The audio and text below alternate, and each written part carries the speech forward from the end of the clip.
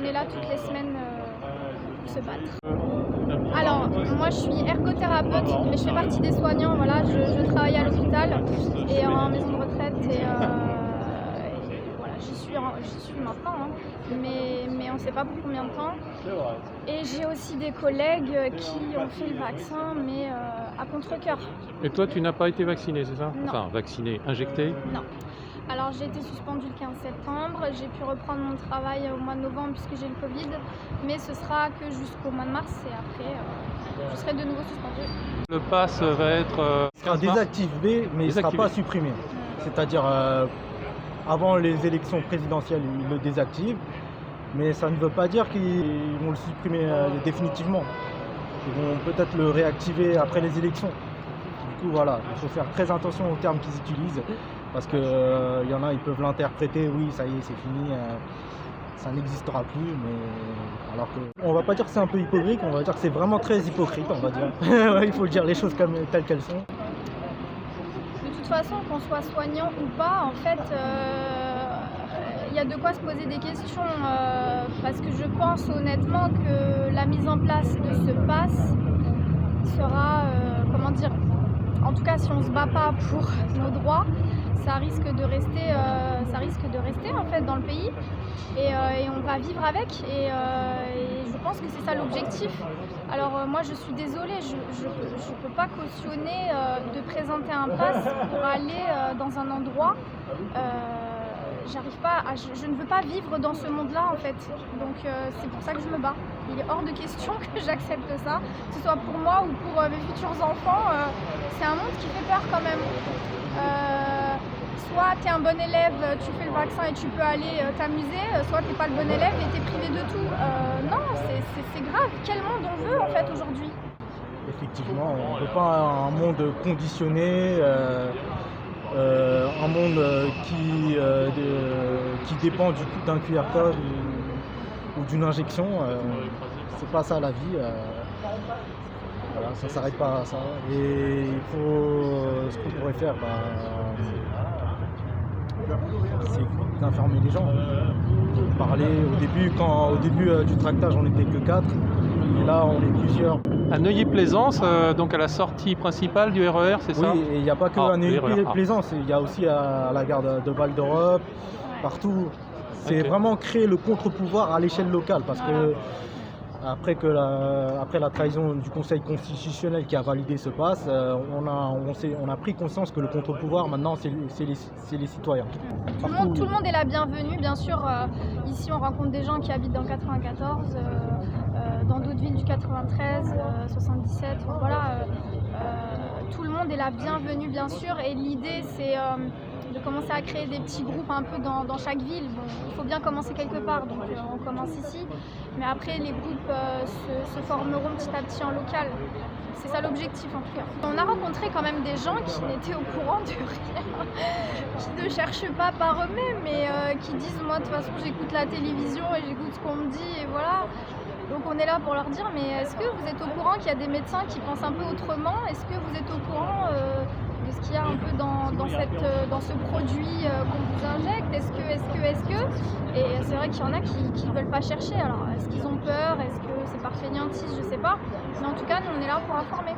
Moi j'informe constamment, mais après ce qui est difficile c'est que tout le monde n'est pas d'accord avec ce que je dis, parce que soi-disant si le gouvernement a validé ce produit expérimental, c'est que voilà, il est aux normes, alors que ce n'est pas forcément le cas.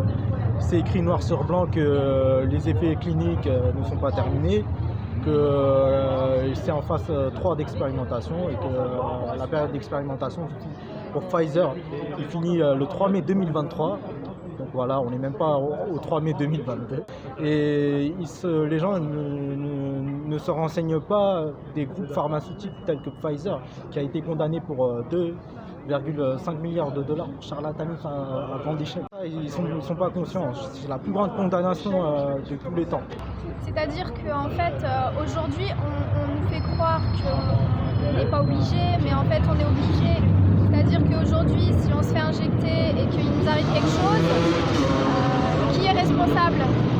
Puisqu'on ne nous fait pas signer de consentement libre et éclairé, en fait, on nous fait rien signer. Donc, évidemment, s'il nous arrive quelque chose, ce sera un peu de notre faute parce que on aurait accepté ça. Or, moi, non, j'accepte pas. Si demain il m'arrive quelque chose, j'ai des effets secondaires, vers qui je peux me tourner aujourd'hui? Moi, c'est aussi pour ça que je me pose des questions. On m'aurait fait signer un consentement libre et éclairé, je l'aurais fait. Alors que ce soit l'employeur ou le laboratoire ou l'État, peu importe, mais que quelqu'un prenne la responsabilité. C'est de l'inconscience. Moi, franchement, je ne mettrais pas ma vie en jeu pour aller boire un café ou pour aller au cinéma. C'est vraiment aberrant comme chose, comme mode de vie. Pour les enfants, surtout qui ne sont pas concernés, ce qu'on fait subir aux enfants, ce n'est pas normal. Leur mettre un masque la journée, les faire tester tous les 2 jours pour aller à l'école, c'est vraiment de la torture. En tant qu'être humain, vous êtes adulte, on vous demande de vous faire tester tous les 2 jours un test PCR. Est-ce que vous allez dire oui? Non. Alors, il faut dire les choses telles qu'elles sont, faut qu'on arrête la torture aux enfants, quoi. Les enfants aujourd'hui ils n'ont plus envie d'aller à l'école parce qu'ils ont un masque toute la journée. S'ils baissent un peu leur masque, ils sont punis. Et c'est un peu de la faute des enseignants, quoi. Alors au début on se disait le gouvernement il fait ce qu'il peut, le gouvernement il est face à un virus qui arrive d'un coup comme ça, donc dans l'urgence on prend des décisions. Sauf que là réellement on se pose des questions sur la mise en place de ce pass et du masque, des tests, etc. Parce que ça commence à être long. Aujourd'hui, il n'y a rien qui nous prouve que ce vaccin fonctionne. Il n'y a rien qui nous prouve que le masque fonctionne. Les tests non plus, puisqu'il y a des gens, en fait, moi j'ai tout vu, je suis soignante donc je peux parler.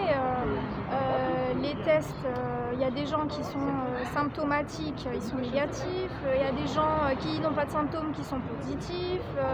Donc moi je me pose des questions aussi sur ça, quoi. Alors on peut nous traiter de complotistes si vous voulez, mais sauf que nous on est dans l'esprit critique.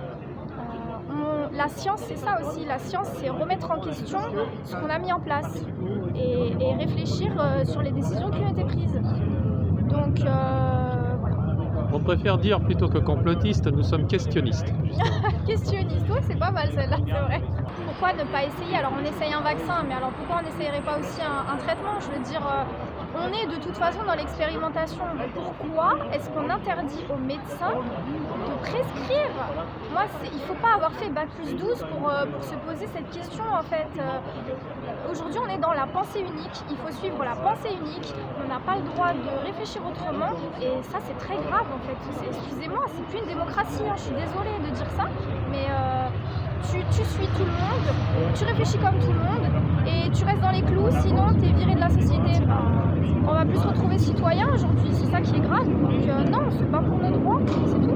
Aujourd'hui, on n'est plus dans la science. On est dans une forme de religion.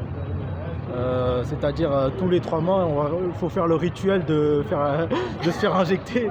Et c'est la religion de la peur, c'est-à-dire garder ses distances, mettre le masque. Il n'y a plus de civilisation. Qu'est-ce qu'on entend dans la civilisation? C'est le vivre ensemble. Se partager et tout, parler entre nous, rester à côté. Non, là, c'est tu mets ton masque, tu te laves les mains. Chacun pour soi. Oui, voilà, tu gardes 1 mètre de distance. T'es malade, t'as un rhume, tu me fais pas la bise et tout. Ouais, après ça c'est normal. Avant le Covid, quand on était malade, on savait vivre. Quand on est malade, voilà, on fait pas la bise à n'importe qui. Mais ces notions-là, aujourd'hui, tout le monde l'a oublié. Aujourd'hui, est-ce que les gens ils sont civilisés? Je dis non, pas vraiment. C'est pas la civilisation que j'ai connue avant le Covid. Tous les jeudis de 17h30 à 19h30 à peu près, voilà, on est là. Il y aura toujours quelqu'un de toute façon. On tient, ça fait quand même plusieurs semaines qu'on commence et au bout de la première semaine, on a déjà commencé à avoir des contacts. Le groupe grandit vraiment, c'est assez impressionnant. Les gens sont réceptifs quand même, donc on garde espoir. Moi, je continuerai jusqu'au bout. Et s'il faudrait aller tracter ailleurs, on le fera. Et voilà, c'est comme ça que les gens, on va créer le contre-pouvoir à l'échelle locale, que les gens prendront conscience et prendront l'initiative. Et voilà, c'est avec l'échange que la conscience va venir, la conscience des gens, et voilà, on reprendra les choses en main. Merci Gideon. Merci. Merci Myriam. Merci beaucoup.